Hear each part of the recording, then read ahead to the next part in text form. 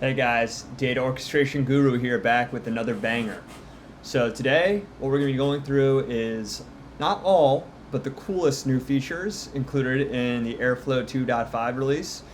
So third release of 2022. I know I'm a little late getting to it, but I thought it's important to kind of go through here, show you some of the really cool things that are included in here, and not get stuck in with a lot of the clerical things that are included in here.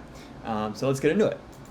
So the first really cool feature that I'm personally excited about is the redesigned Airflow DAG test feature. So kind of buried here in the release notes, they don't really explain what this is. It just says more efficient Airflow DAG test.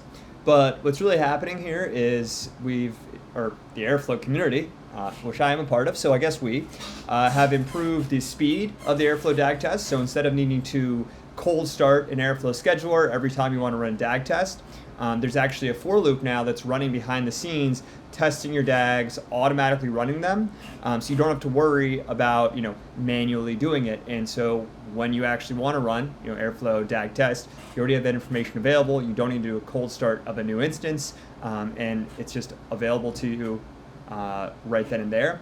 And not only that, the information that it provides is much richer. So you have a lot more output, whether it's successful or unsuccessful, to help you either troubleshoot anything that might have gone wrong with that DAG test.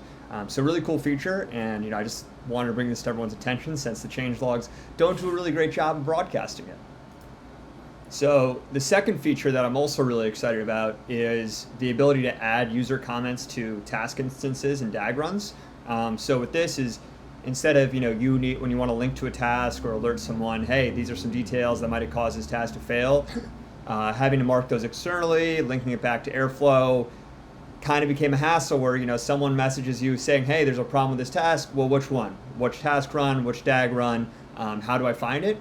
And now you can actually add user comments that are visible in the Airflow UI onto specific task instances and DAG runs, so that you can say, hey, this task failed because I didn't prep the right data set.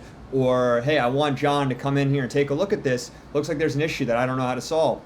So it makes it a lot easier to kind of have those ad hoc comments and really make those data pipelines more collaborative within Airflow, instead of needing to rely on external tools for collaboration. So another really cool feature. And another really cool feature that was updated and kind of got a little cleaning is some additions to the new datasets view within the Airflow UI. So I'm actually going to take us over to an Airflow UI to kind of show you what I'm talking about.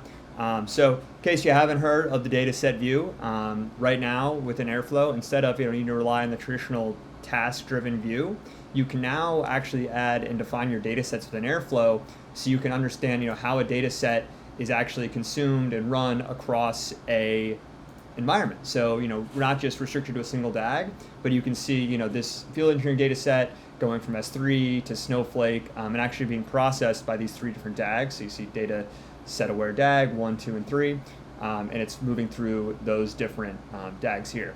And so the big additions here were cleaning this UI up a little bit, making it easier to understand, hey, this is just the data sets I want to look at, but also looking at the last updates. If I go and click into a particular data set, I can see the last updates that were executed on it, when, and actually what the triggered runs were, if that data set change triggered any other cascading actions.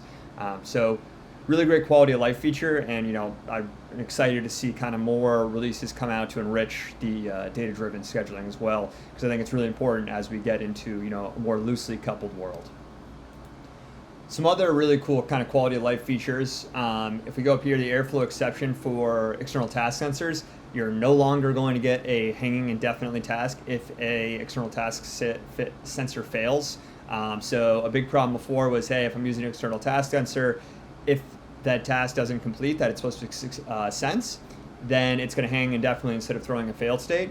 And so now a failed state will be thrown, so you don't have to worry about your DAG continuing on in a zombie task state.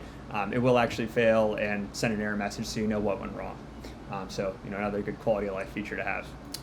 And that, I think, brings us up to speed with all the major updates within the Airflow 2.5 release. So There's a lot of other really cool kind of quality of life improvements that were in here. I didn't think they were as important to talk about. I'm going to put a blog post in the description that kind of goes through a lot of what I talked about, as well as a link to the release notes if you want to check it out yourself, look at any of the nitty gritty specifics on GitHub. And it's, hopefully we get more than 3 releases this year. The Airflow release schedule seems to be quickening every day, which just is nothing but good things for data engineers. So excited to see what comes out in 2.6, and I'll see you then. Have a good one.